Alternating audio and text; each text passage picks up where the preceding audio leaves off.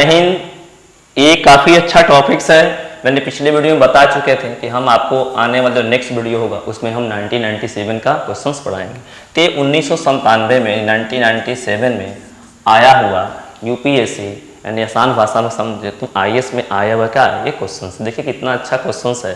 तो मैंने पिछले वीडियो में बता चुके हैं कि क्वेश्चन जो है कई बार एग्जाम में आ चुके हैं, बीपीएससी में, आपको यूपी पीसीएस में, एसएससी में, ये क्वेश्चंस जीके में आ चुके हैं। देखिए क्वेश्चंस कितना अच्छा है और कितनी बारीकी से समझना है। ठीक है, कभी भी हम लोग यूपीएससी क्वेश्चंस पढ़े तो एक बार ना पढ़े।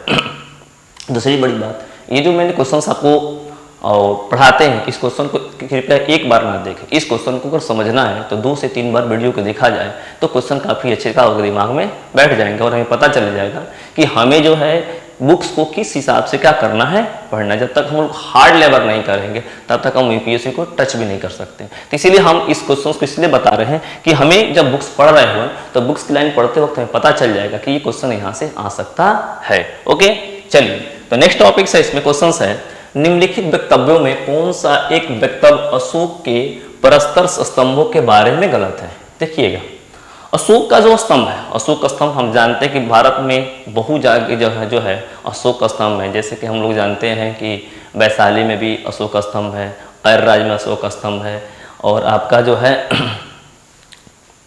ऐसे बहुत जगह जो है अशोक स्तंभ का जो है जिक्र किया गया है। लेकिन उस अशोक स्तंभ में कौन सा चीज़ जो है जो इसमें दे रखा है जो कि बिल्कुल क्या है सही नहीं है। ठीक है ना, तो इसमें 3 चीज़ बिल्कुल सही है कि अशोक स्तंभ में इन पर काफ़ी बढ़िया पॉलिसी, यानी कि अशोक स्तंभ अगर आप देखने जाते हैं तो देखिए कि अशोक स्तंभ उस आज से कम ईसा मसीह के जन्म से भी पहले, ठीक है ना, अशोक का समय काल चलता था, उस वक्त पॉलिश किया गया था और आज अशोक का स्तंभ ऐसा लगता है जैसा लगता है कल इसको बनाया गया। तो सोचिए कि कितने सारे बिजली के झटके झेला होगा, बहुत सारे आंधी तूफान गए होंगे, ठीक है ना, और सबको झेलते हुए आज भी अशोक स्तंभ क्या हो रहे हैं, चमक रहे हैं। और राज्य में भी अशोक स्तंभ है, लौरिया में भी है, ठीक है ना, वैशाली में तो आप जानते ही हैं।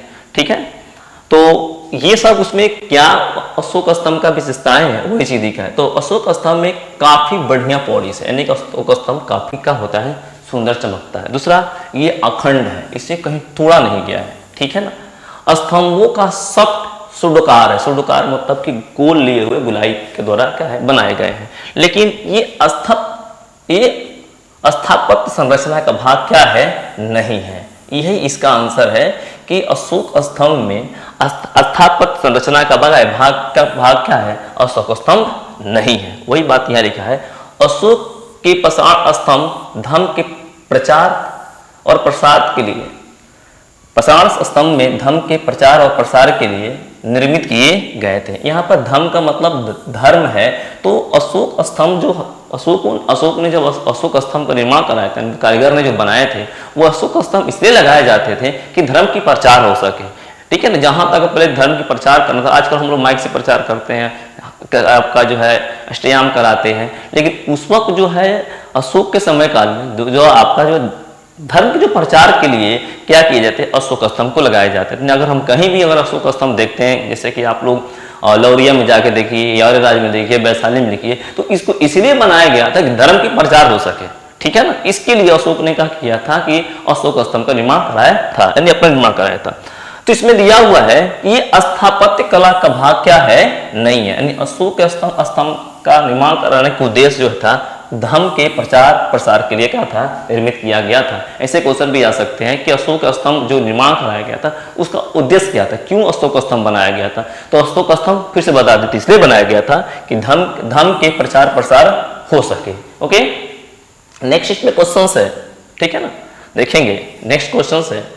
और ये भी क्वेश्चन आपके जो इर्द गिर्द आपके कह सकते हैं कि अशोक से ही संबंधित क्या एक क्वेश्चन जो है इर्द गिर्द घूम रहा है।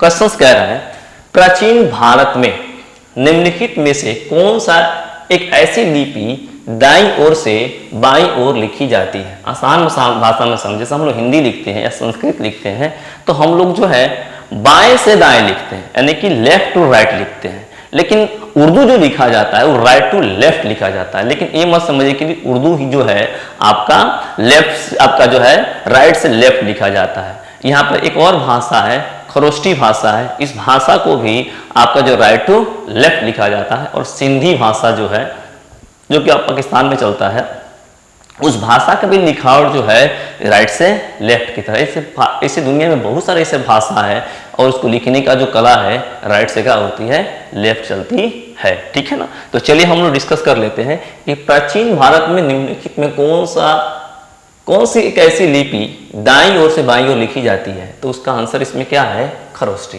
क्या है, खरोष्टी। थोड़ा इसमें हम लोग चर्चा करते हैं। आपको पता होगा कि दुनिया में सबसे पहले खरोष्टी भाषा पढ़ने का अगर श्रेय जाता है तो जेम्स प्रिंसेप को जाता है। कई बार एग्जाम में आ चुके हैं कि अशोक के स्तंभ पर लिखा हुआ जो लैंग्वेज है वो खरोष्टी में लिखा हुआ है, उसको पढ़ने वाले कौन है। तो उसका आंसर है क्या, जेम्स प्रिंसेप। कई बार क्वेश्चंस एग्जाम में आ चुके हैं। तो जेम्स प्रिंसेप ने खरोष्टी लिपि का इंडो ग्रीक द्विभाषीय सिक्कों की सहायता से पढ़ा। मतलब जो आपका इंडो ग्रीक का जो सिक्का था उसको बहुत सारे लैंग्वेज लिखे थे, उसी को आधार लेकर खरोष्टी भाषा को पढ़ने का काम किया था। दूसरा स्टेप है, इसमें एशिया उपमहाद्वीप के उत्तर पश्चिम में स्थित अशोक के शिलालेख, आ गया ना बात, अशोक के शिलालेखों एवं अभिलेखों को पढ़ने में मदद मिली थी जो कि खरोष्टी भाषा में लिखी हुई थी। तो यहाँ पर यह भी बात समझ में आ गया। अगर कोई पूछता है कि आपका अशोक का जो शिलालेख है या अभिलेख है या अशोक स्तंभ पर जो बात लिखी हुई है किस भाषा में लिखी हुई है, तो खरोष्टी भाषा में लिखी हुई। पहला क्वेश्चन तो आंसर ये हो जाएगा। दूसरा इसको पढ़ने वाले कौन थे, तो सर्वप्रथम पढ़ने वाले जेम्स प्रिंसेप थे। ठीक है ना।